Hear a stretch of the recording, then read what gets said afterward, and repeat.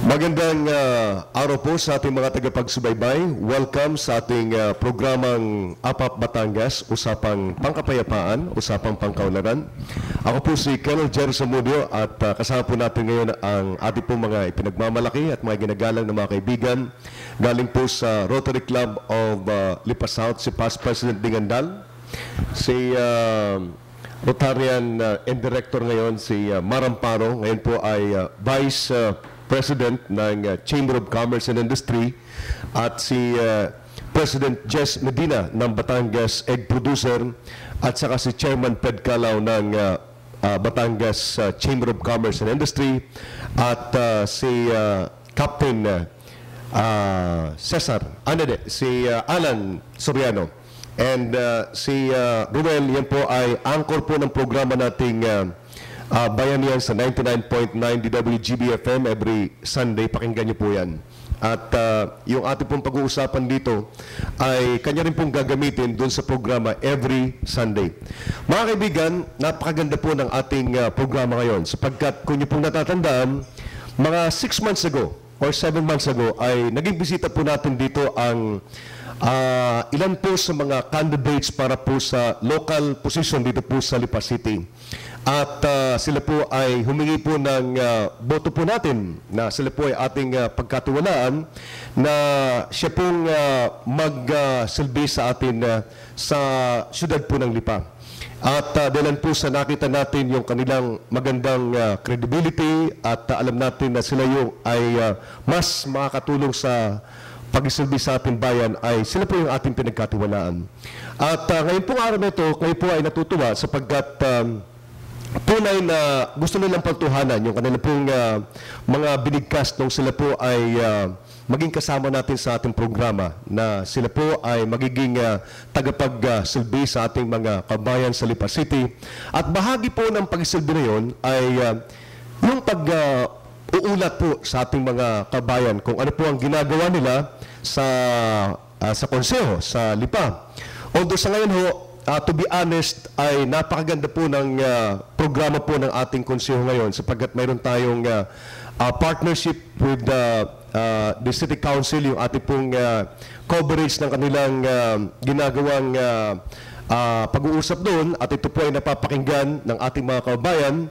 Ito po ay initiative po ng ating bisita ngayon na siguro ay ito ang pinaka-unang-una siguro, or baka tayo lang ang meron ito sa buong Pilipinas ngayon.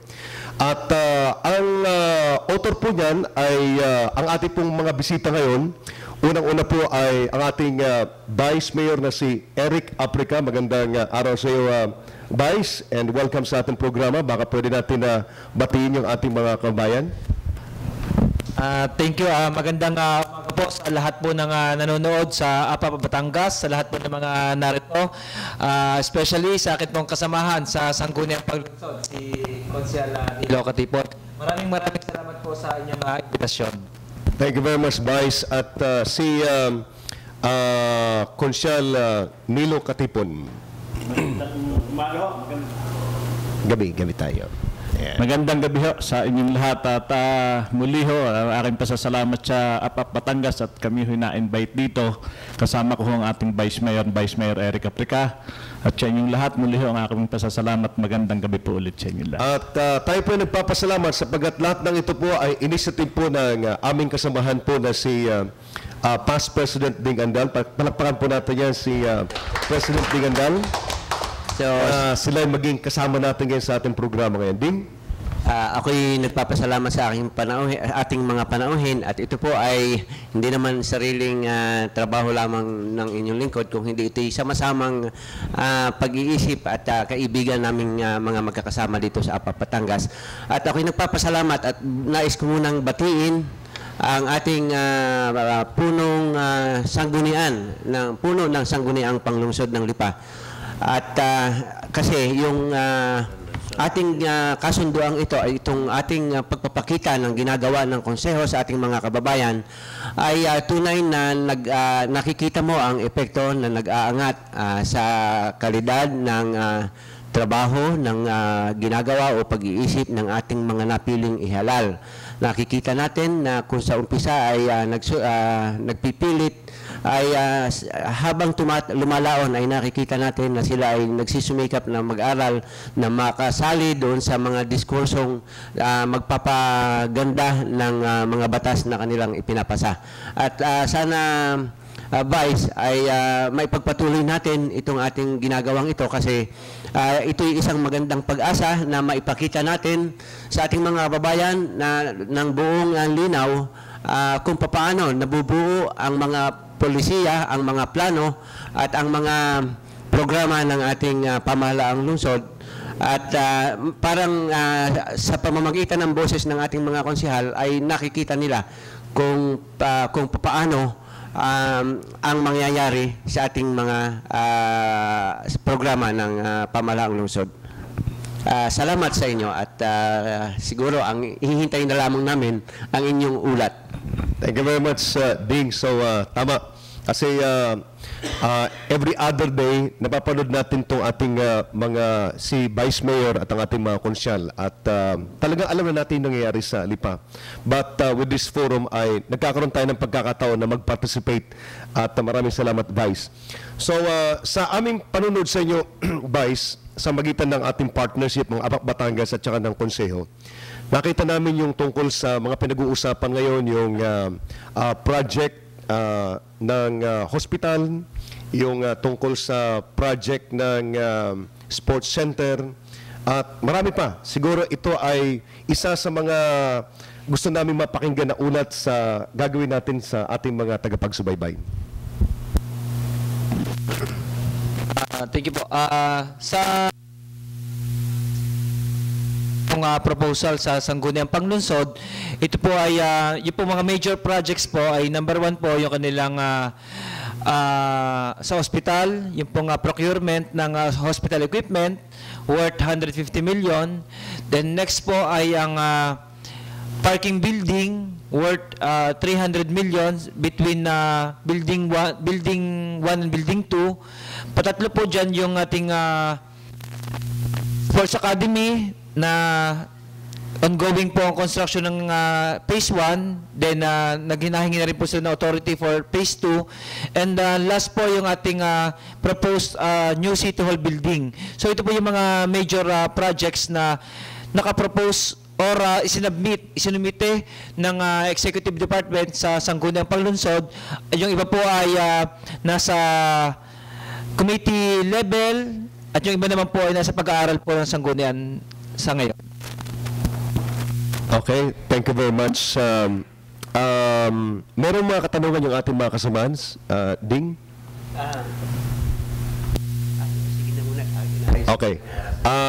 Unahin ko muna si Consyal Nilo Katipon sapagkat ito nakikita ko very active ito sa konseho eh.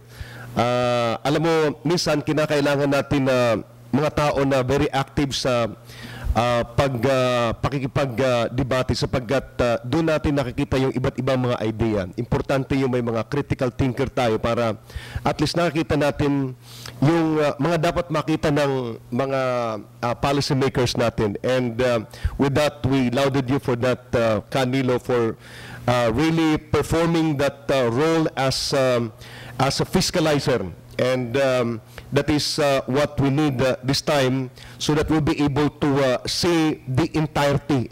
Ibig sabihin is yung kabuuan. At sa atin naman, pag tayo po ay nag-decide as a democratic sistema ng gobyerno natin, kung ano yung napagkasundo, dapat susuportan na tayo.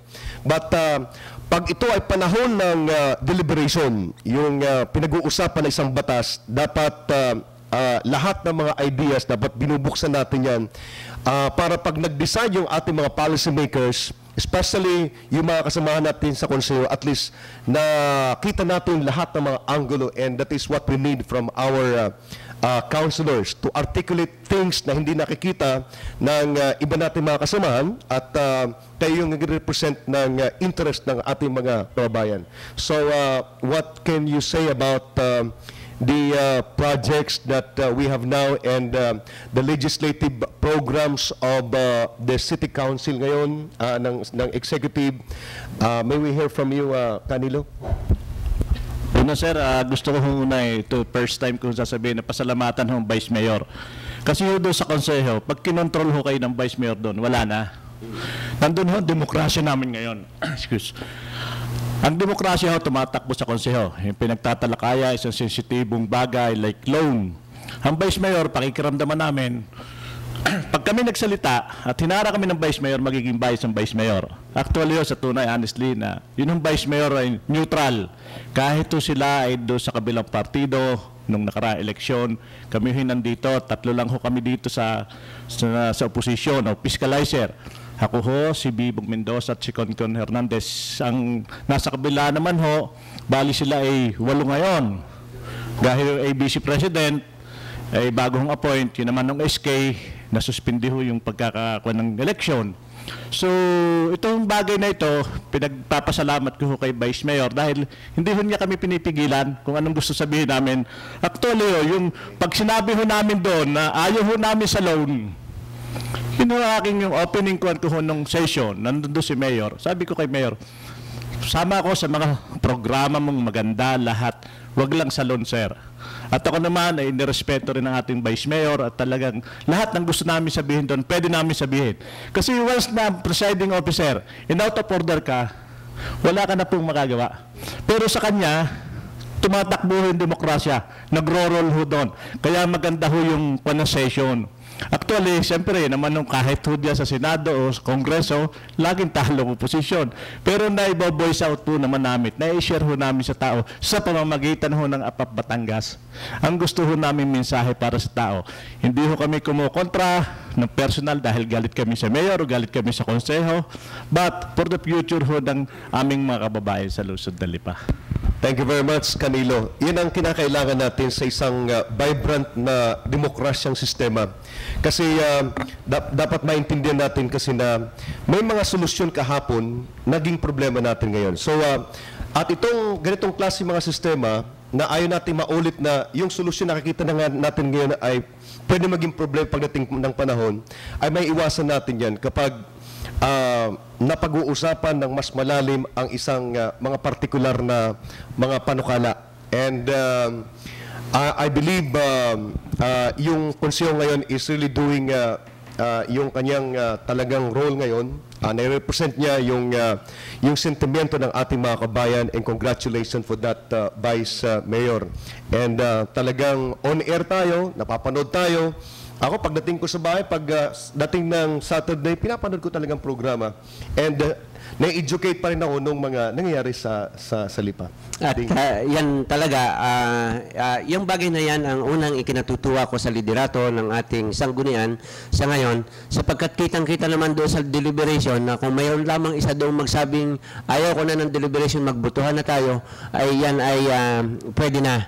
Pero sa pagbibigay halaga doon sa diskurso, doon sa debate, ay ikinatutuwa ko yung kanyang disposisyon na pinababayaan niya na itong mga tatlong ito ay nakakaimik upang mas mapagpino pa, mapag-isipan pa yung mga panukala ng mayoriya. At ikinatutuwa ko rin naman yung posisyon ng mayoriya na sila naman ay bilang team, bagamat kasama doon si Vice ay sila talagang pag sinabi nila sila ay boboto ay sila ay sama-sama sapagkat yun ang essence ng teamwork.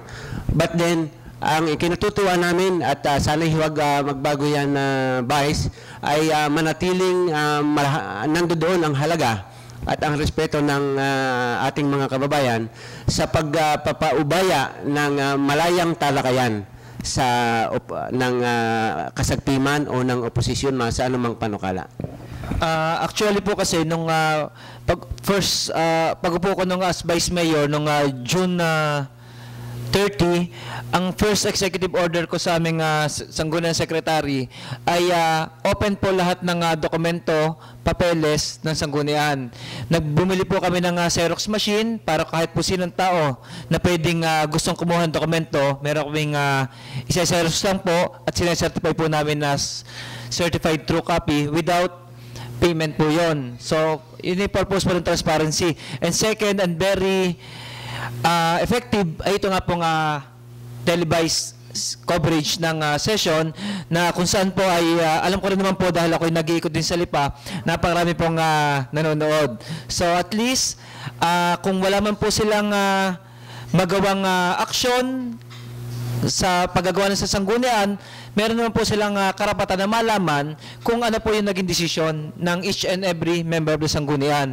And last nga po, for next year, 2014, ang sanggunian panglungsod po, lahat po ng aming agenda, lahat po ng inaprobahan, at mga past ordinances and resolutions, ay meron na po kaming legislative tracking system and yung pong codification of ordinances and resolutions. So ito po ay nakikita na rin po natin sa ating computer. Kung ikaw po taga-barangay at gusto nyo mong buksan kung magkano pondo ng city, magkano po ang nagastos na, magkano po ang natitira, ito po ay lahat i-open pero po operational po siguro by February or March next year. Ito po ay part po ng ating program for accountability and transparency. Siguro, Vice, isang munting question na lamang sapagkat ako'y natatanong din ng ating mga kababayan, bakit daw mayroong pagdating na ng butuhan ay ang nangyayari, ini-announce na raw lamang ni Vice Mayor kung ilan ang bumoto, hindi na raw ipinapakita yung mga bumoto. So baka naman po pwedeng makita doon sa ating camera yung butuhan.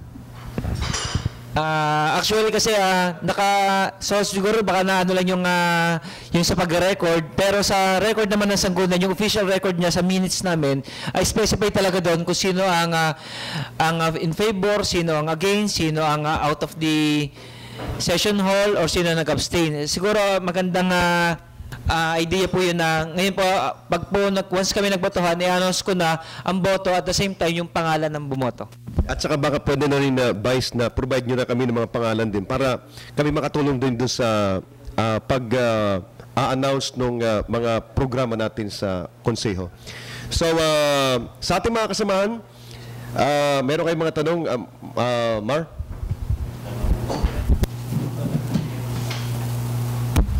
Magandang gabi po muli sa ating mga manonood, sa ating mga kasamahan dito at lalo tigit sa ating mga bisita na mga batang nanunungkulan sa ating bayan. Yan ang kagalingan ng mga katulad naming mga batang nanunungkulan sa bayan.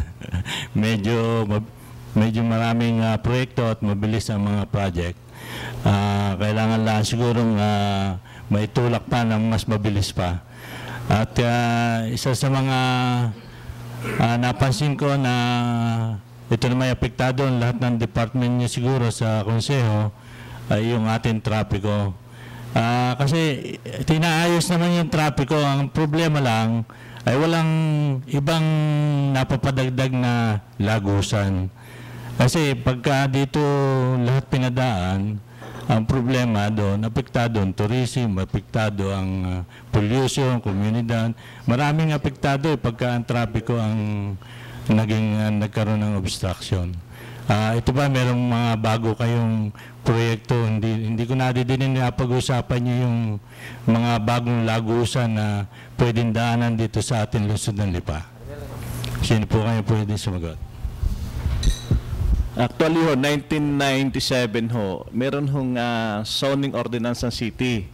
At ito ho under the administration of Mayor Umali. Then after that, Mayor Bilma to Mayor Gosos, ngayon po sa Kwan. Ang mabigat ho kasi dyan, yung purchase of lot. Maganda ho mga lagusan na nakikita ho natin. Doon sa Niebiar, sa Antipolo del Norte, meron hong lagusan na doon papuntang Latag. Kaya lang ang problema ho doon, kaya lang homeowners ka doon para kayo makalabas doon. Ang atin hong mga kaso ho dito ng traffic, talagang antindi na ho ng volume ng sasakyan na dumarami sakyayin pa rin nga ho ang karsada. Ang tingin ko ho dito, ayun nga ho yung comprehensive na maglagay ho doon from Antipolo, papunta ho dito sa Bulbok, Baya Bulbok, Dudlot, papunta na ho sa Star Tollway. Dito naman sa kabilang circumferential road ho talaga ang solusyon. At diyan ho, at kung yan ho ay talagang magiging epektibo, papayag ho ko dyan sa mga BOT scheme na baka may mga investor, dilagyan din ng toll gate din na doon ho alam ko ho yung Antipolo del Norte o Antipolo del Sur, yun yung Abida. At yun yung connecting ho ng Latag. Tapos latag ho, magkokonik ho yun ng Muntinpulo to Dagatan, labas ka ng Fiesta Mall. Pwede ka rin hong Muntinpulo to Dagatan, bayad doon sa Tagaliran ng Fiesta Mall na bagong subdivision. Yun yung sa Acropolis. Yun yung lalabas doon sa may New Era, labas ka na ng Marawoy. Kaya lang, yun nga ho, siyempre, una ho diyan talaga yung political will ng administrasyon na yung mga subdivision, tulad na rin sa Maynila, na pwedeng daanan ng mga private vehicle, ng public vehicle. So mga ganyan ho, dito naman ho sa kabila, kasi ang lagi naman ho dyan, yung manggagaling ho south eh. Dito naman ho, ay dapat ho, nakikipag-dialogue ho talaga tayo sa Star Tollway. Na mali ho yung kanilang exit entrance na yun, ng Star, dito ho sa Tambo. Hindi ho dapat may flyover sila doon sa may, yun yung dating daan nila doon sa taas, na malapit kay General Sanares. Flyover sila doon, na exit nila, puro kanan. Kasi once yun na nag-left turn ho talaga ng sasakyan. Ay sa left turn ng sasakyan, dinidelay doon niya pinakamahina 10 na sasakyan. Tapos so, yung disiplina rin ho ating mga driver na mga sa loading and unloading. So isang masusing ang konseho, nagawa na ho kami, binigyan na ho namin ng authority ang executive ng almost 1.5 months para ayusin ho. Nagkaroon ho sila ng experimental rerouting. Pero hindi rin ho masolve eh. Talagang tingin ko ho diyan yung sinasabi niyo, yung nasa isip niyo, Kuya Mar, na circumferential road na talaga yung magbubutas ng kalye para ho sa exit ng southwest east. Napakalaki na ho ng volume ng kwan. Nanggagaling ho kung saan area. Kanila, tanong ko lang, meron bang representation na tayong ginawa sa opisina ng Star Tollway para yung panukala mo? Kasi nakikita ko yun ang pinaka-viable nga eh. Yung magbukas ng isang kalsada dito sa may ilalim ni Colonel Sanares para yung sasabi na wala ng left turn pa. Oh, so kasi nung isang linggo nakita ko talaga na walang enforcer. Tapos nagkabulbul eh. Inabot kami ng almost mga 15 minutes dahil only to find out na doon sa unahan pala walang traffic enforcers, wala ding enforcer yung Star Tollway. Pwede ba tayo magawa ng representation sa Star Tollway na mag-deploy din sila ng kanilang mga tao din kasi sila yung nagkukos ng traffic dyan eh. Tunay po yan. Baka pwede na makagawa tayo ng representation advice na pakiusapan natin yung Star Tollway na mag-augment sila ng personnel doon sa mga traffic enforcers na galing sa barangay at sa galing sa syudad. Ang isang nakita ho natin diyan, kasi once na kayo nag-open ang business sa Lipa, dapat may special use permit from the Sangguniang Panlungsod. Doon sa Sangguniang Panlungsod, ang utak ho doon, 12 nag-iisip dyan. So, bigyan ko kayo na isang kwan. Yung Jollibee na inilagay ngayon doon sa may kwan. Walang special use permit yung vice, ano? Wala. So, makikreate ng traffic yun. Dahil ho yun yung mayroong tinatawag na yung pagbibili ka na nakasasakyan na drive-thru. Ang parking mo, ang liit. Atras mo, highway na. Exit ng kwan. So, sa design ho, so medyo dapat kunin din natin ng kaunti na yung may zoning ordinance eh. Dapat maging pattern natin. May Biblia na rin ho eh. Na hindi bawat kanto na i-accommodate natin. Dapat tingnan din ho yung magiging cost ng traffic ho niyan. Vice, Jerry, pagpaumanhin niyo, pero alam kong masarap na usapan yung traffic. At isa yan sa mga sensitibo na mga dapat siguro pinagtitingnan. At kita ko namang mayroon kayong mga komitiba ng pag-aaral dyan. Sana lamang siguro may update some other time dito sa atin. Pero siguro, nasa sa iyo na rin naman ng mic. Baka pwedeng, balitaan mo na rin kami ng iyo namang accomplishment. Ano bang ginagawa mo bilang siguro, ang mga na-accomplish ng... As a member ho ng City Council, nga, nandun ho yung on the record naman sa APAP Batangas na yung medyo hindi na nakakaunawa, kontra dito, kontra doon. Pero ang amin naman yung pagkontra, may purpose din ho. Like pagkontra sa loan. Hindi naman ho ibig sabihin, kaya ako kami kontra doon sa project. Kung ang project ay walang loan, go ahead, larga, go ka. Pero kung ang project ay loan, tinitingnan ho namin din yan yung future ng LIPA eh. Kasi saan ka ho yan? Way back 1993 ho, ako nasa City Council, sa second term ho ko na ng City Council, nasunog ho ang palengke ng LIPA. Nag-loan ho kami ng 137 million para ipagawa ang palengke. From 1993 up to now, binabayaran pa rin ho natin yung loan na yun. So ito yung loan natin sa ngayon, ito naman ho inabot namin doon sa previous din na nakaraan, na ang akin sana ay tingnan munang mabuti ang income ng city against loan. Baka hindi magkasya, ang tendency ho niyan, magtataso ng collection ng real property tax, ng taxes ang local government para ho makopya. So as fiscalizer, sana maunawaan ho niyo, siguro may magagalit din sa amin dito, bakit kami kontra na kontra.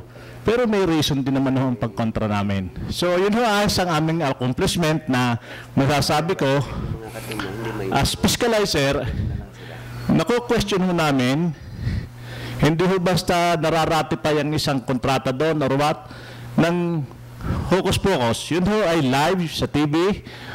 Nandiyan ho ang Vice Mayor at ang Vice Mayor ho namin ay talaga sensitibo sa bagay na yan. Kailangan idaan talaga ho sa session, on the record, may minutes, lahat ho dokumentado. So, yun nga lang ho. Minsan siyempre, pagdating ho sa pinale, talo ho ang oposisyon sa botohan. Bali po, sa 6 months po na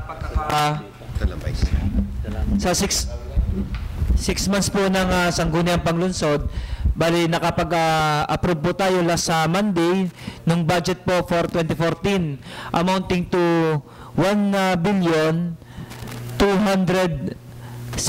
million. So ito po yung budget po natin for 2014.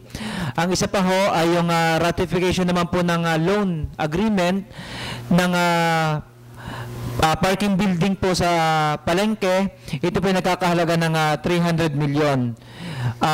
Ang isa pa ho ng major na nangyari po sa ating pamahalaan, yun pong sa disaster, yun pong ating mga sa calamity fund na 70% na ni-utilize na po ng ng city government, yung pong sa baha, yung pong mga baha po dito from although various barangays po na nagkakaroon po ng baha, yun po ay kasama na rin po sa inaprobahan ngayon, although yung iba po hindi pa na-implement.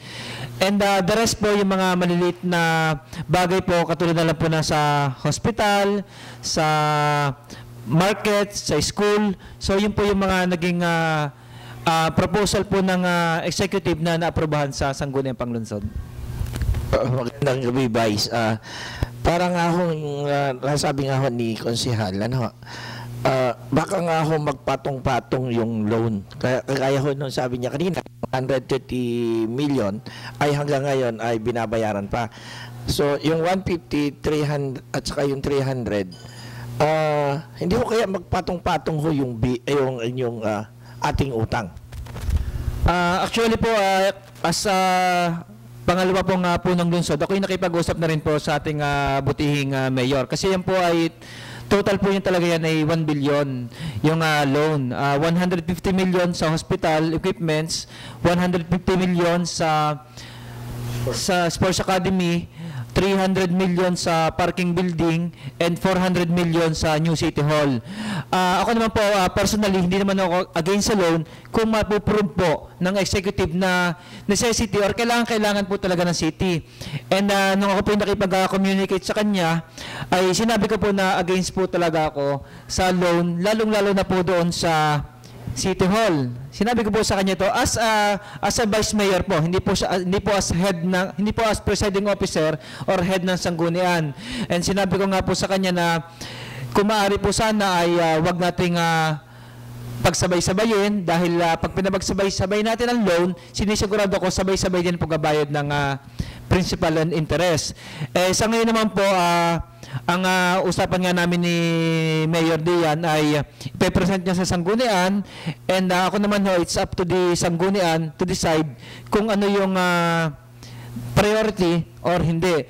As of now po, sa lahat po ng pinresent po sa amin, ay hindi po, na-defer po yung or hindi pa ho natuloy yung sa hospital equipment dahil ang alam ko po ay meron pang resolution si Konsehal Nilo Katipon saka si Konsehal Bibong Mendoza na i-account muna yung mga existing equipments whether from donations or acquired by the city government. So yun po ngayon ay nakapending po yung 150 million loan. Second po sa Sports Academy, si Konsehal Nilo Katipon po ulit. Sabi nga, nabuksan din po niya yung tungkol po sa viability po ng lupa na pinagtatayuan. So ngayon po ay nakapending din po yon. With regards naman po dun sa City Hall building, although almost unanimous po ang sanggunian na as of now, hindi po talaga kailangan. Pero hindi ko po masasabi na yun po yung pong last session namin, almost unanimous kami na dinifer namin. So, hindi ko na po masasabi kung ibabalik po ulit, kung kailan ibabalik. Pero as of now, tingin ko po ay siya po ay nakapending. Ang naaprobahan po yung sa parking building, based po sa arguments ni Konsehal Don Linatok at saka ni Konsehal, newly Konsehal po ng sanggunian na si ABC President ay talagang kailangan although mapakahaba basta binanggit niya yung sa yung economic na may tutulong, yung sa parking space at saka yung sa ano ng palengke. So sa lahat po yung palang ang naaprobahan namin yung sa sa parking building.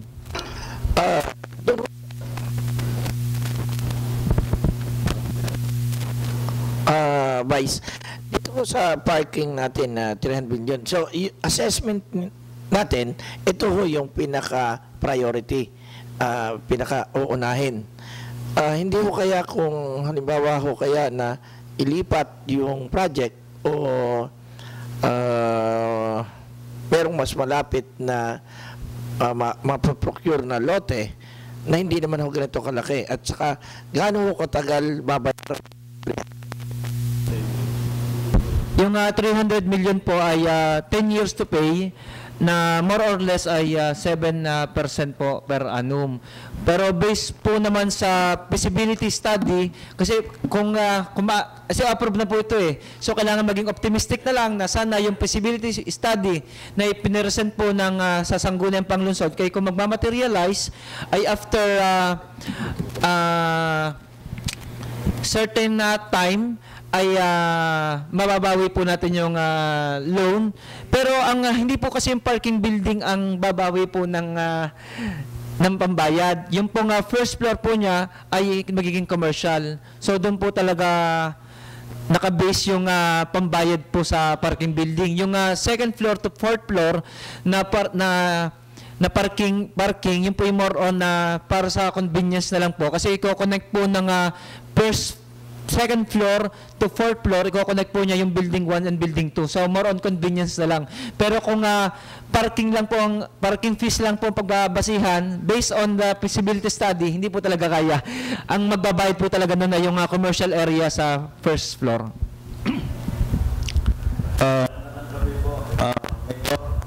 Mayor Eric Caprica at saka Konsehal Nilo Katipon, magandang gabi po. Batangas po. Ako po yung natutuwa at ayon sa mga presentasyon kanina ay maging oposisyon o hindi, very transparent ang ating konseho at yan ay isang magandang simulain dito sa atin sa bayan ng Lipa.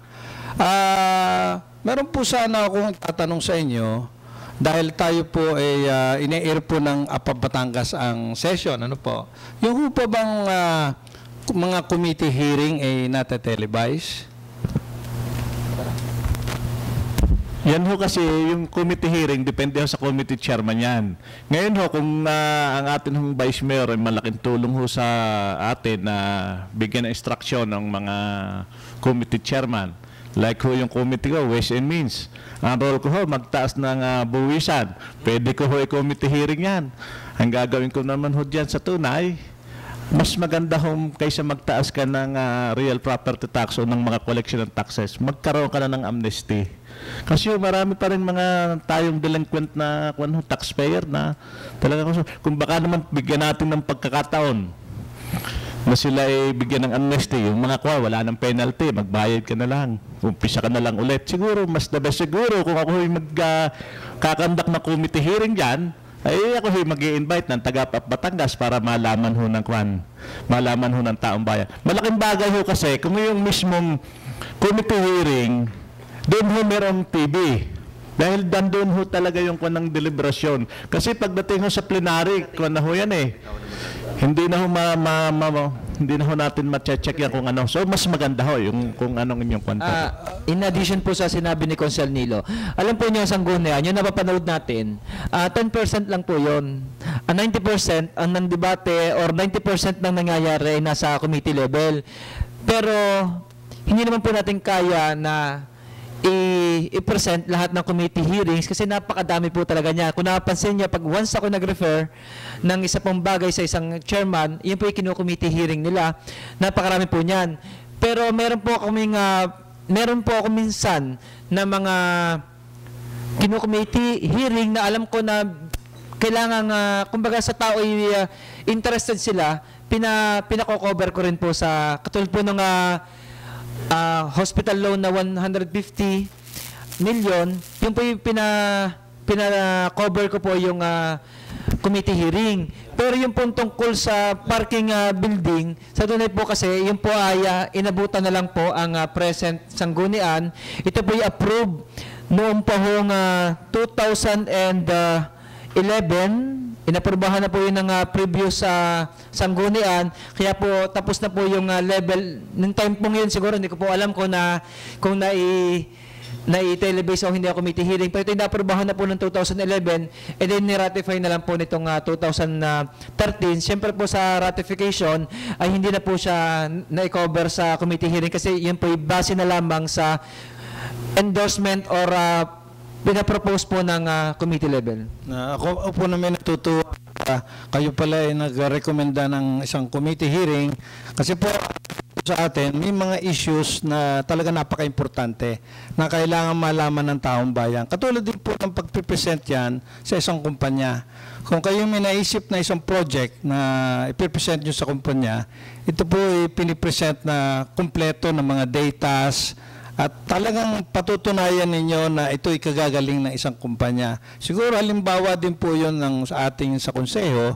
At kadalasan pa nga po sana, ewan ko kung pwedeng mangyari yun sa ating konseho na merong mga presentation na naka-PowerPoint, sapagkat yan napaka-importante ang pinagpupulungan natin ito yung millions of pesos na isang malaking desisyon na kailangan talagang pag-aralang mabuti. At lalo higit na kung napapanood ng taong bayan, nakakikita nila na napakaganda palang benepisyo. Kaya sa akin palagay, bilang isang pangkaraniwang mamamayan, ay lalo tigit kung kami nanonood ng television, nakikita namin ang pros and cons, lalo tigit doon sa committee hearing. Kaya nga lamang, nasa inyo po yun. Baka siguro kung from time to time ay yung aming technical person ay available, baka pag may mga bagay na ganyan po pwedeng makapasyal para hindi man lahat na makover, ay may mga bagay na pwedeng masundan ang ating mga kababayan.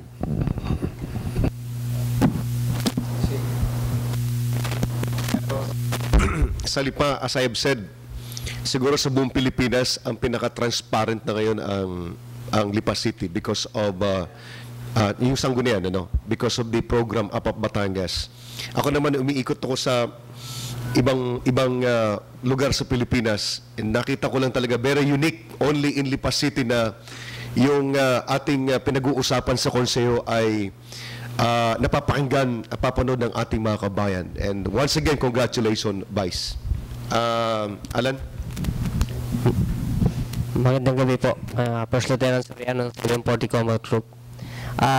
Nakita ko po marami pong proyekto ang Sanggunian, lalo na sa paglalaan ng mga budget sa mga hospital, sa sports academy. Meron din po bang nabanggit sa inyo sa Sanggunian na para sa Peace and Order Council? Para sa Peace and Order at lalong-lalo na yung lumalalang problema ng droga sa Lipa. Actually po, in my personal opinion, ay bagsak na bagsak po ang kami po, pamahalaan lokal ng Lipa, kasama na rin po ako dyan, kami po bagsak na bagsak pagdating ho sa peace and order. At ito po yung na-confirm ng provincial na ang Lipa City po ang napakataas po ng crime rate, index and non-index crime. Number 1 po tayo sa buong Batangas. Pero meron pong mga proposals ang atin pong ibang members po ng sanggunian, katulad po ni Konsyal Joel Puwa, yung pong paglalagay ng CCTV camera. Si Konsyal Raul Monte Alto, meron din po siyang proposal sa ganyan. Siyempre po, kami naman po sa sanggunian ay kami po ay more on sa paggagawa lang ng batas, and ang implementation po niyan ay nasa executive. Pero ito po pinagtutulungan po namin, at tingin ko po ay hanggang ngayon po ay hindi pa rin po ma-solve na namin kung paano po ba talaga maayos po ang peace and order problem ng city. Sir, may dagdag. Sir, kasi for experience po namin, may napansin po ako sa Lipa na parang yung council, yung Peace and Order Council, parang hindi nag-effect. Kung sakali man po, i-effect po natin yung Peace and Order Council para ma-involve natin lahat ng organization, mga police, mga sundalo, lahat sila magbabayanihan para kanya-kanyang idea, ibigay yung idea para sa Peace and Order dito sa Lipa. I-inform ko po ang aming ang chairman po ng Peace and Order Council sa ating pong kagalang-galang na mayor, kasi siyempre po ay ako minaunawa ko rin ho mayor na marami rin ho siya mga concerns na dapat pong galawan. Siguro nga po yung halimbawa yung kahit po yung vice chairman niya or kung sino man po ang head post ng sa sanggunian sa Peace and Order, kailangan na po mag-take action, kasi po ay kagaya mo sinabi ko kanina, hindi na po normal yung peace and order problems ng city ng Lipa. Yung recommendation ni Alan, very timely and very relevant sa nakikita natin na problema sa Lipa. Siguro, yun na lang ang ipapakiusap namin sa inyo, Vice, na i-push natin yung recommendation ni Alan na hindi lang once a year na pag-convene ng peace and order council, but gawin natin quarterly para napapakinggan natin yung mga panukala ng ating mga kabayan kung paano i-address yung problema, yung concern nito. Baka mayroon silang mga panukala na pwede nating i-adapt na hindi masyadong magastos. Ang isa pa, yung pinag-uusapan natin ng panahon ng eleksyon, alam ko na mayroong isa sa inyo ang nagpanukala nito na magkaroon ng reward system. Because kung maglalagay ka ng reward system, like for example, doon sa mga kriminal, identified natin, lagyan natin ng 500,000 or 1 million. Kasi yung 1 million naman, hindi mo naman siya magagamit kung hindi nakukuha yung tao, hindi mo nahuli, or kaya hindi nako-convict, no? But ang importante dito, this will send a signal, strong signal, message doon sa mga kriminal na ang ating gobyerno is determinado na i-address yung problema natin sa ating peace and order. Kasi nakita natin, nag-allocate tayo ng maraming pera, wala namang nangyayari. But siguro, itry naman natin yung formula na magbigay tayo ng reward system. Baka yung mga tao na may alam is magkaroon sila ng lakas loob na tumulong sa gobyerno na siyang magturo kung sino mga kriminal na nandito ngayon sa Lipa. What is your take about that, Vice? Siguro po with regards sa reward system, napakaganda po noon dahil syempre mas may encourage po natin yung ating mga kababayan na mag-participate sa problema natin sa peace and order. Pero at the same time, kailangan din nga po natin na ma-mobilize din talaga yung ating mga barangay tanods, yung ating pong mga member po ng SIPOS, saka po ang ating kapulisan, dahil at saka siyempre, judiciary, kasama rin po diyan dahil importante rin po sa tao na magsusumbong na pakiramdam po nila ay protected sila kung ano man ang mangyari. At the same time, yung pong kanilang taong sasabihin ay sigurado pong mapaparusahan at hindi po makakawala basta. So, ito po yung concerted effort po talaga ng lahat ng members involved. Talaga pong napakahalaga niyang peace and order at kapartner na po natin dito ang ating kapulisan, ang ating Provincial Police Corps at siguro sana masuportahan lang ng ating City Council at ng ating city ang mga panukala nila tungkol dito sa ating city. May tanong ko lang, Vice, tayo ay may panukala, mayroon tayong kaaproba lamang na 1.26 1,207,000,000 pesos na budget ng LIPA. Yung sinusundan nating budget ay 1,079,000,000. So mahigit pa rin 1 billion, almost 1,100,000,000 almost. Yun po bang nagdaang budget itong taong ito ay magkano po ang ating koleksyon? Ang ibig sabihin, tayo ba ay shortfall or tayo ay na-over ng koleksyon doon sa ating budget? Sapagkat ito pong sa aking pagkakaunawa, ang ating budget ay nababatay sa ating projected na income. Yung bang income na projected para doon sa mga programang ipinanukala ay nakasapat o magkano po ang inabot natin? Based on estimate po ng local finance committee, ay mag-reach po tayo ng mga around 95% ng proposed budget for 2013. So yung pong efficiency ratio po natin ay 95%. And pero yun po ay normally po kasi pagdating po ng December, dyan po pumapasok yung pera. Dahil marami pong mga negosyante nagbabayad po ng real property tax na nag-avail po ng 20% discount sa pagbabayad po ng real property tax. Ito po naman, although pakikinabangan nila sa 2014, based sa accounting procedure, lahat po ng pera na matanggap ng city on sa year na yon, 2013, doon po yung papasok. So, halos parehas na rin po. Dahil marami po kasing mga items sa proposed sa budget ng 2013 na nag-exceed, meron naman ho na hindi ho na reach. So, pero sa kabuuan no, siguro po rough estimate ko po mga 95%. Di mga ilang araw, mga 5 araw na lang ang natitira natin o 3 araw na lang yata yung working days na natitira natin ngayong December. At ano ba ang actual na koleksyon na sa ngayon? May siyempre napag-usapan ninyo ito doon sa katatapos na budget deliberation. At sa ating bagong panukala ay kung yung ating nakolekta ay mga 1 bilyon, o nakolekta na ba natin yung 1 bilyon, ngayon ay tayo mahigit na 200 milyon pa ang ilalagpas natin sa 1 bilyon. Ito ba ay ano ang take niyo dito sapagkat siguro isa pa ay nais namin i-congratulate kayo dahil sa loob ng 5 balita namin ay sa loob lamang ng 5 oras ay natapos ninyo yung budget deliberations na noong nagdaang taon ay inabot ng ilang buwan o mahigit na 1 buwan or halos 2 buwan ay halos hindi pa natapos at ngayon ay 5 oras lamang ay natapos na ninyo. Ano bang maibabalita ninyo sa amin dito? Kasi po kaya po medyo madali na kumbaga yung budget pong yun, wala po talagang halos binago.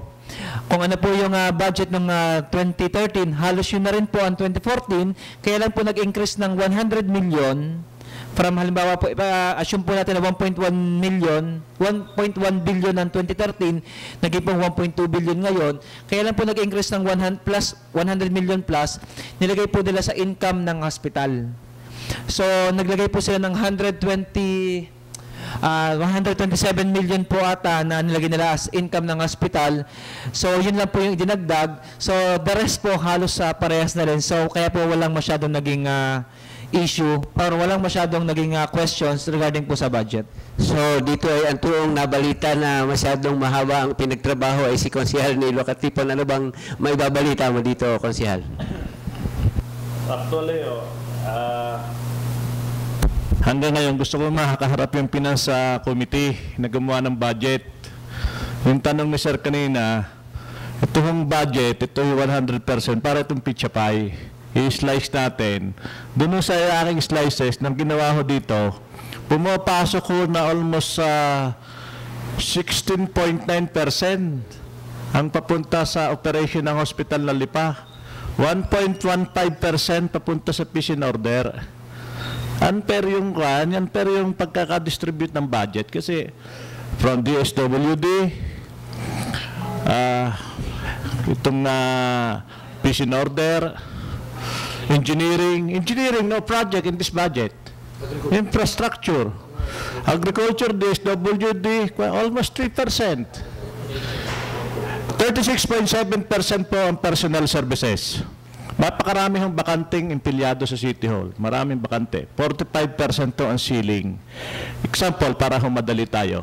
1 billion ang iyong budget.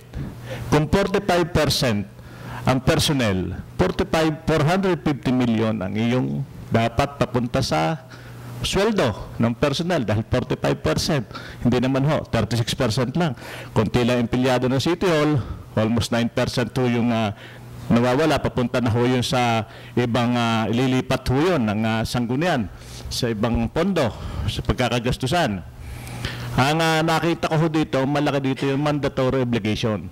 That is the requirements of the budget. The mandatory obligation, ito na nga ho yung mga utang na dapat magbayad tayo. Sabi ko, lakahan natin ang bayad sa Batilik. 5 million lang. Sabi ko sa chairman ng Committee on Finance, 55 million, almost 170 million ata utang. Lakahan natin, lalo tataas ang kuryente. Ngayon, ikalawa, yun nga, peace and order. Sa peace and order, kakibat na yan yung traffic. Bakit hindi natin ang pondohan ng malaki yan? Parang tayo kumuha na isang private na TMD, yung job order, pero taasan natin ang sweldo, para pumili ng TMD marunong sa traffic, mahusay, re-respeto, igagalag, para matrain natin ng ayos, lakihan natin ang sweldo. So, kaya ho medyo dito, hindi ho ko masyadong sa pagkakadistribute ng budget. Kaya ho nag-against dito sa budget 2014. Kasi nga, unang number na natin problema, peace and order and traffic. Yun kasing hospital. Ang question ko diyan, pakikitaan nila ng 126 million in the 2014. Ayan, thinking ho ng tao dyan, libre yan eh. So, paano ho natin makukuha ng tao na magbayad ngayon dyan? Yun ho ang ating mga nagko-conflict ho sa amin siyempre sa konseho. Ito naman within the council lang. Iba ho yung prinsipyo nila, iba yung prinsipyo ko. Sila, pagkatapos naman ho niya, sila pa rin ang panalo, magkakasama pa rin ho kami. Yun nga lang ho, nandiyan ho yung demokrasya na kami ho naman nakakapag-participate. Gawa din ho sa pagkuhanap sa amin ng Vice Mayor. Thank you very much, Canilo. Kanina nabanggit niyo ho yung tungkol sa pag-utang ng 150 million para sa hospital equipment, 300 million para po sa market building, at saka yung 150 million para po sa sports academy. Yung para sa hospital equipment ay alam ko na pag ang pupuntahan is about yung healthcare program ay alam kong kaunti yung wala tayong makitang resistance dyan. At saka nakita naman natin na talagang nakapagpatayo tayo ng hospital. At ito ay maganda ang epekto sa ating mga kabayan. Yung tungkol sa 300 million para sa pagpapatayo ng parking building sa yung parking para sa mga sasakyan papasok sa market sa Lipa. Alam ko is viable din ito. Ang kinakailangan lang talaga is may present ito sa ating mga kabayan para at least makapag-participate tayo. But itong tungkol dito sa Sports Academy, dahil alam ko na pag Sports Academy, gaano ba ito kalaki itong Sports Academy na ito na kinakailangan gastusan natin ng 150 million? At paano kikitain ito? Paano babalik yung 150 million pesos na uutangin natin? Dahil one time, napakinggan ko si Mayor na meron siyang iniisip tungkol doon sa parang training center ata yun eh. Parang sa akin, baka pwedeng pag-aralan, Vice, yung tungkol doon sa, baka pwedeng makausap si Mayor na instead of Sports Academy, ay baka tingnan yung viability noong yung feasibility ng acceptability ng training center. Kasi one time nabanggit ni Mayor na gusto niya magkaroon dito tayo ng mga training center para maging sentro tayo ng turismo. Pangalawa is dito sa lugar natin sa South, wala pang identified dito na lugar na pwedeng pagganapan ng mga convention na malalaki. So, siguro baka pwede natin ma-present kay Mayor na instead yung Sports Academy na very slim yung chance na ma-recover natin yung gastos natin, yun na lang siguro baka pag-aralan natin yung convention. Yung pong Sports Academy, yung po yung Sports Academy and Convention Center. Bali po 50 million, yun po yung initial niya na as Sports Academy. Then yung, kasi yung 100 million po pala, yun po yung naging savings ng SEF fund. Inipon po yun ng inipon for 3 years. So naka 100 million po siya, ginawa po nila na yun na phase 1, Sports Academy. Then yung 150 million na loan, ito po yung tinatawag na convention center na lagi nga pong parang pwede na ho tayong mag-host ng halimbawa mga palarong pambansa or pwede rin tayong mag-host po ng mga annual, yung mga national convention. Ito po yung 150 million. Pero yung Sports Academy po ay bali tapos na po talaga yun dahil yung hindi po tapos in a sense na nakatayo na. Ibig sabihin ko po na-aprobahan na yung budget na 100 million sa Sports Academy. Then yung 150 million, yun po yung sa second phase, yun po yung convention center. Okay, very good. Sige, Kapit. Napagit nga ni Vice tungkol sa Convention Center. Actually, na-suggest na rin namin yan before na malaking bagay nga naman ang makapagpumasok ang investment dito sapagkat actually, nabanggit din nga ni Konsehal na malaki ang ating mga utangin, ano? Para mabayaran natin yung utang na yan, isang paraan para mapalakas natin ang revenue. No, kailangan lumaki ang revenue ng city government para yung utang mabayaran. Ganon kasimple lang yan. So, ano na ma-increase ang revenue, ay kailangan palakasin ang negosyo dito sa Lipa. At isang paraan para mapalakas ang negosyo dito sa Lipa ay ang pagbubuo ng business council. Kami mga negosyante handang tumulong. Wala lamang gagawin si Mayor. Gumawa ng isang magandang investment code ang mga negosyante pumasok. At kung mapapalakas natin yung mga negosyante, kahit karami ang kaya natin. Thank you very much, Kaped. May mga tanong pa si Mar? Magandang gabi po muli. Isa pang maganda rin nga mungkahin ni Konsehal Katip ay itong amnestia sa mga hindi nagbabayad ng buwis dahil ito ay may natin yung mga nagbabayad ng para makapagbayad sila ng buwis. Nagkakaroon sila ng disiplina. At padalawa, yung sa committee hearing, kung content pwede yung mga sa yung may balita sa APAP Batangas, yung final. Hello? Thank you. Sino ba sasagot? Actually, yung tax amnesty, yun ay pang-akit yan ng para yan kasi yan namang gobyerno, talagang kailangan pakita mo yung para masigasig magbayad ng buwis ang tao Pakita mo yung masigasig ding proyekto, ng mga ganyan. So, ang naisip ko dito kasi doon sa committee ko, meron naka-repair na isang pagtataas ng real property tax for 2015 to 2017 ata. 2 taon na pagtataas. Kung nakita niyo yung Batangas City, nagtaas sila almost yata 8,000%. Baga, sir, kung nabalita natin yun. So, yun ang ikinatatakot ko kasi na mangyari sa lungsod ng Lipa. Kasi sa collateral natin sa mga bangko, nung unang panahon, kami luhod na sa pakikiusap para paano mangutang ang gobyerno sa mga bangko. Ngayon hindi. Ang bangko, i-offer na sa iyo lahat.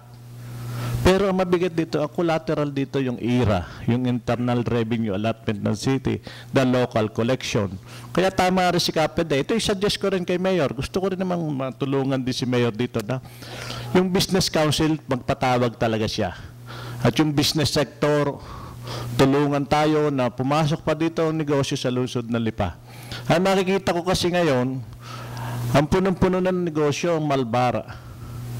Taga doon yung asawa ko sa Malbar, sa Rensian lawyer, na punong-puno na yung barangay Bulihan, yung barangay ko ng mga investor, FPIP2, dami na.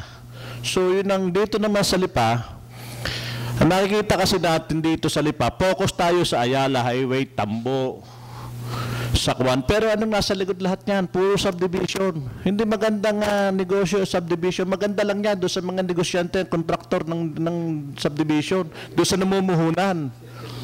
Pero yung tao na dito mo lahat patitirahin, kung wala namang hanap buhay, ay dapat, ako kay Kaped ako doon, sama ko doon kay Mayor Sabili, sama ko na magpatawag ng business council para matulungan. Dapat na pumasok sa Lipa negosyante. Hindi bibili ng lupa sa subdivision. Negosyante. Kanilo, actually yung pagtawag ng mga negosyante natin, baka sa tingin ko lang hindi naman siya sole responsibility ng mayor lang. Actually kahit na yung konseho, kina vice mayor, lahat ng mga committee hearing, pwede nating imbitahan yung business sector to represent their interest doon sa mga committee hearing. Dito sa mga committee hearing na ginagawa natin na vice, meron ba tayong, sino nag-represent sa business sector? Chairman Pares. Actually po ay pag private po, ano lang yung NGO lagi ang tinatawagan eh. Hindi ko lang po alam kung yung business sector ay part na ng NGO. Pero sa ngayon po ay wala po talaga. Basta public hearing at kailangan po nga mag-invite ng mga concerned citizen ay laging napatakbo sa Federation of NGO. As of now lang po. Pwede bang maimbitahan yung grupo nila, Kaped? Kasi kung titingnan natin yung bulk ng siguro ng kita ng buong Lipa, ma-attribute natin yan doon sa contribution ng mga negosyante. Kaya pagdating sa policy making, formulation, hindi natin pwedeng i-take for granted yung ideas, yung perception, yung interest ng ating mga negosyante. Kaya pagdating doon sa deliberation, mas may mataas na stake dapat yung ating mga negosyante because bulk ng kinikita ng ating syudad ay galing sa mga negosyante. Okay po, ang ano lang po siyempre, baka yung pong identification, baka po hindi ho alam ng, kung ito po bagong tayong organization, baka po hindi pa alam ng Sangguniang Panglungsod Secretariat kung sino po yung mga dapat imbitahan. Pero papaalam ko na rin ho, siguro by next year, pag kami nagkaroon ng session, papaalam ko na pag kami mayroong mga public hearing ay kasama na sa, tawag po namin dito automatic invitation eh. Meron po kaming grupo na naka-fix na, meron mang grupo na depende sa topic. So ito isasama na po natin sa mga fix po nating paimbitahan. So ang ating sinasabing public consultation ay tunay na konsultasyon para kumbaga hindi nominal. Siguro papalo up ko lang kay Councilor Nilo yung tanong ko kanina dahil dala-dala mo yung budget book natin for approve budget book. Yung aking tanong ay kanina ay kung mararating ba o kung masisingil ba natin, makukolekta ba natin yung ipinanukala ng isang taon na makolekta ngayong taong ito? Ako, yung honest ko, ang dasal ko makolekta, mag-over pa sana ang koleksyon. Pero yung thinking ko sa ngayon, parang hindi ko kaya. Ito, ditong 2013, magdidepisito ito eh. Ito yung sabi ko nga kanina, ulit ko yung Finance Committee. Yun ho kasi yung nag-aaral niyan eh. Tapos i-recommend daw sa mayor, the mayor i-endorse sa Sanggunian. Yun ho kasi nga ordinansa namin ho na meron tayong 20% na early taxpayer ng December 20 up to January 20 na kayo mag-avail na yung 20%, yan ho ay dapat sa budget ng 2014 isasama. Huwag mo isasama sa 2030 kasi for the next year yan. So kaya hindi ho nakukuha ng deficit dahil napapakarga sa 2013. Pero yan ho, sarado na ang libro ho ng December 15 yan eh. Close na ho yan hanggang January 15, 1 month. So kaya ho hindi nagdi-deficit. Para ho tayo huwag mag-deficit, simplehan ang proyekto, walang loan, walang amortization, wala hong babayarang mandatory obligation. At yun nga ho, sabi ko na, yung pinakamaganda dito sa araw na ito na ako nagpapasalamat at ito wake up call din sa amin ni Vice. Unang-una ho, ay suggest ko rin ho sa Sangguniang sa pamamagitan ni Vice. Amin hong re-revoke lahat ho ng accreditation ng NGOs. Dito hong taong ito, sa next year ho, pag-a-applyin ulit namin ng bago, pa-accredit ho ulit namin ng bago NGOs at na ho dyan ang Business Council. At siguro kahit ako, magsasuggest kay Mayor, ito ang pinaka-importante na council na gagawin natin. Ang negosyo sa Lipay dapat pumasok. Yun nga ho, baka ma-misinterpret na ako ayaw na subdivision. Pero kung makikita nga ho ninyo, lahat ho ng ultimate yung layang aming barangay Pinagkawitan, puro subdivision na yun.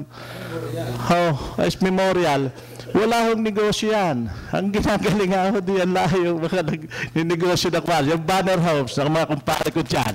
Yan, maayos yan. At yan, ito lang sponsor sa Batangas. Sampagita, ha? Ay, ibig ko sabihin, ito yung tunay na kami ni Vice Mayor Eric ay natuto sa inyo. Na maraming salamat at kami ho, kumbaga sa kailangan din namin ho ng tip o feed na para ho magkaroon para mas marami ho kaming ideas. Okay na? Sige. Pasensya na po kayo. Ito ko yung lamang kahapon po ay galing kami ng La Virginia. Nakikusap yung staff doon na batiin lang sila, no? Itong si Evelyn Hernandez, naging guest natin to sa UP at saka itong administration staff at higit itong nagkasikaso sa amin, si Opel Maginto at Mr. Peralta. Papasalamat po kami sa inyong pag-aasikaso sa amin. La Virginia. Pahabol din. May babatiin ako at baka matanggalan 2013. Meron pa isa. Batiin ko sa dyan. Ang pamangkin. Magdibosi Promintilia sa taga-Villarosa subdivision. Okay, para sa announcement galing sa Air Education Training Command, yan ay anchor ng ating programang Bayanihan. Alam mo, yung bahay namin, mayroong station doon. Yung nag-air kami mga kaibigan, galing po sa bahay namin, dyan sa lupo ng Fernando Air Base sa 99.9 every Sunday ng 10 to 11. Makinig po kayo dyan sa 99.9. Si Ruel po yung nagsasalita doon. Magandang gabi at ng nanonood sa UP Batangas. Gusto ko lang pong batiin yung aming commander, si Major General Raul Gabriel de Matatak, ang commander po ng Air Education and Training Command. At ang aming pong bagong Deputy Commander, si Colonel Guillermo Molina. At ang aming pong bagong CMO Officer, Major Cheryl Flores. At iniimbita ko po yung lahat na gustong mag-join po sa Philippine Air Force. Ang application po ay available na sa AATC dito po sa Fernando Air Base. Ang schedule po ng exam ay sa 16 January 2014. So pumunta na po kayo at magdala ng mga dokumento na kakailanganin po sa application. Si General Dimatatak po at saka si Colonel Molina ay mga taga-Lipahuyan, mga anak po ng Batangas. Rotarian po yan. At si Colonel Molina ho ay isa po sa mga founders ng APAP Batangas. Alan? Sir, batiin ko sir yung aming group na si Major Cesar Lubaton. Sir, happy listening, watching. Yung anak po niya, birthday po niya, si Lolit Lubaton. Happy birthday. Then yung activities po namin for the past week, ang 740 Combat Group is nag-participate sa bloodletting activity sa Batangas City. By City of Batangas ang nag-sponsor nito together with Red Cross. Then patuloy pa rin kami nagdadala ng mga pasyente sa Jose Reyes, sa Philippine Band of Mercy, and lately meron kaming isang pasyente na binigyan ng hearing aid taga Barangay Talumpok, Silangan, Batangas City. Then patuloy pa rin po yung dating ng mga relief goods kasi in-announce namin dito sa Batangas sir yung ang 740 is tumatanggap is meron pa rin pong nagpapadala sa amin at iniipon namin para ipadala sa Solcom. Yun lang po yung mga activities namin sir. Okay. Sir. Ped, Chairman, Ped. Gusto ko rin pong i-announce na ang UNIBAT po ay nakapagpadala na ng donation sa rehabilitation sa Yolanda, the Parish Church of Lipa. At saka itong pong Millers and bigay na rin po sa ABS-CBN ng donation din. Mostly po sa rehabilitation. Hello. Ang Batangas Egg Board naman po ay nagpadala ng relief pero sa ano ho kami, sa Bantayan Island. Doon ho kami nag-focus na doon namin dinivert sa isa naming kasama ang Willisa Farm. So nagpadala na po kami ng mga relief. Advance ang aming pasasalamat pala sa iyo, Press, dahil sa 27 yung gathering po ng mga kaibigan natin na media galing sa Manila. Ikaw yung mag-sponsor ng mga pampasalubong. Thank you very much. Opo, sa itlog po. Press. Si paring Penmano sa karne. Okay. Chairman, huwag mo kalimutan yun. Yung karne, Mukhang mapapasubo ako sa lechon. Thank you. Galing. And Mar, tapos ay pagbati mo, Mar, kanina, no? Yung pamangkin kong galing UK, magdadaos. Talagang, lab talaga yun, Mar. Yun, naka-attend ako sa Batangas sa, parang Pontipino, na yun, tungkol dun sa mga OJT, i-define ko na lang ng mabilis. Kasi maraming industriya ngayon, yung mga private yung mga pribado na tumatanggap ng OJT na for nutritionist, pero sa construction na po pala nakakapag-OJT, medyo mali. Dapat siguro kung construction, sa engineering o sa construction o sa engineering department, hindi yung nutritionist nandun ka sa construction department. Hindi mali ang pag-OJT. Yun ang dapat daw i-correct. Ayon doon sa naatinan ko nung isang araw sa galing ni Mar. Si Konsyal Nilo Katipon. Muli po, pasalamat sa Batangas sa inyong lahat. Merry Christmas at magandang New Year ho. Merry Christmas sa aking pamilya, lalo sa kaibigan ko, kay paring Miles, kay Maren Suset. Sa inyong lahat, ako ho ay hindi opposition na kontra dahil galit. Ako ho ay isang nag-o-oppose. Sa tingin ko ho, iba ho yung prinsipyo ng isa, iba ho yung prinsipyo ko, hindi ho nagkatugma. Siguro kailangan lang ho namin sa konseho ay kami inyong suportahan pa rin at unawain ang sitwasyon ng mga bawat konsehal sa amin. Kami ho may sarili ring commitment sa inyo, minsan lang nakakaiba ho ng desisyon. So ako ho ay laging nagpapasalamat sa Batangas, kay Vice Mayor Eric Aprica, sa aking mga kasama, sa kasama ko kay Bibong at kay Konkon, sa lahat ng konsehal na Luzon ng Lipa. Maligayang Pasko po sa inyo lahat. Maraming salamat po ulit. At ang hinahanga naming Vice Mayor na advocate ng transparency, si Vice Mayor Eric Aprica. Maraming salamat po sa Batangas, sa lahat po na nanonood. Sa lahat din po ng ating mga kababayan sa lungsod ng Lipa na nagtiwala po sa atin bilang pangalawa na punong lungsod dito po sa lungsod ng Lipa. Asahan po naman ninyo na bilang Vice Mayor na ang loyalty po natin ay wala po sa partido, wala po sa tao. Ang loyalty po natin ay nasa taong bayan, kung ano pong kanila pong gusto, yun po ang masusunod. At syempre ako nagpapasalamat din po sa Sangguniang Panglungsod. Lagi ko nga po sinasabi sa kanila na bagamat magkakaiba tayo ng pananaw, ang importante ay may paliwanag mo sa tao ang iyong desisyon. Dahil wala namang ibang pwedeng umunawa sa ginagawa ng sanggunian, kundi kayo lamang. At kung hindi mo may paliwanag sa tao to, napakahirap maintindihan kung anong ginagawa namin sa sanggunian.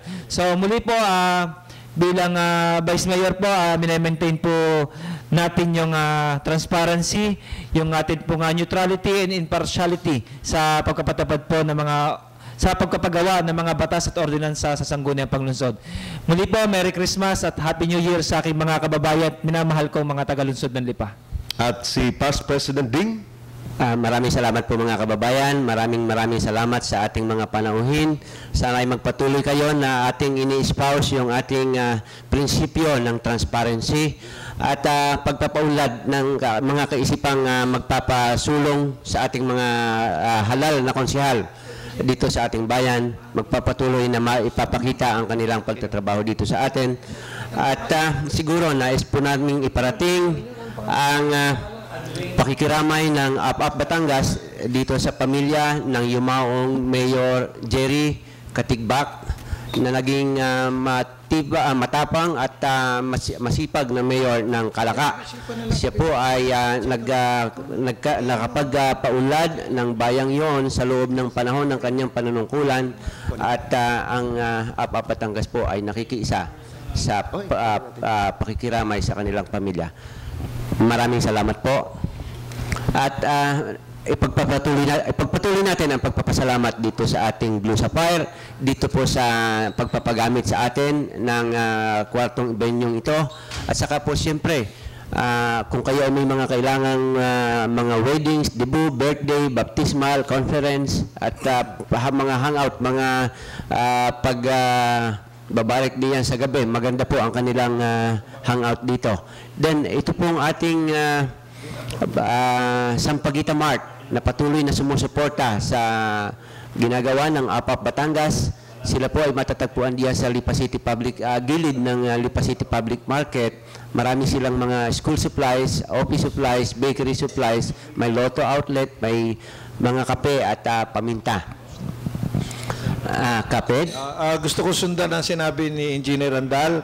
Ito pong ating sponsor na Lipa Sampaguita Mart. Kabubukas lang po ng kanilang bagong branch. Okay. Dito po sa bayan, malapit po sa monumento ni Don Claro. Yung po ang Agri-Mart.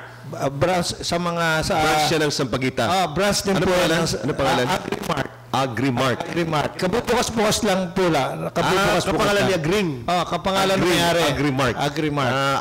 Ka-Agring. Malapit sa monumento ni Don Claro. Hindi ko nasabi yung mga katabing wala pang bayad eh. At sa ating po mga opisyales na ating naging panauhin, sana'y may pagpatuloy natin na mapaganda natin, makatulong tayo na mapaganda natin ang Lipa na higit na magiging maganda kung ito'y hawak na ng ating mga anak kaysa sa ating tinitirahan sa ngayon. Binabati ko po kayong lahat na maligayang Pasko at maligayang bagong taon. Salamat po. Okay, Merry Christmas po sa inyo lahat mga kaibigan. Mga kaibigan, tunay ho na may mga taong merong isang salita. Noong sila po'y magbisita sa atin dito noong mga 7 months ago, sinabi nila na sila ay patuloy na magbibigay ng malalim na pagsiservisyo sa ating mga kabayan. Parte dyan ay yung pag-uulat, sapagat yung pag-uulat ay isang bagay na nakakonekta ka doon sa community, doon sa constituents natin. So sa inyong pagdalo sa ating forum ngayon, Vice and Konsyal, maraming salamat at naway huwag kayong magsawa. Napakalit man ang ating programa, pero hindi nyo tinalikuran. Ito ay pagpapakita lamang na hindi nyo tinatalikuran yung inyong pangako sa amin. So maraming salamat, Vice and Konsyal. Salamat.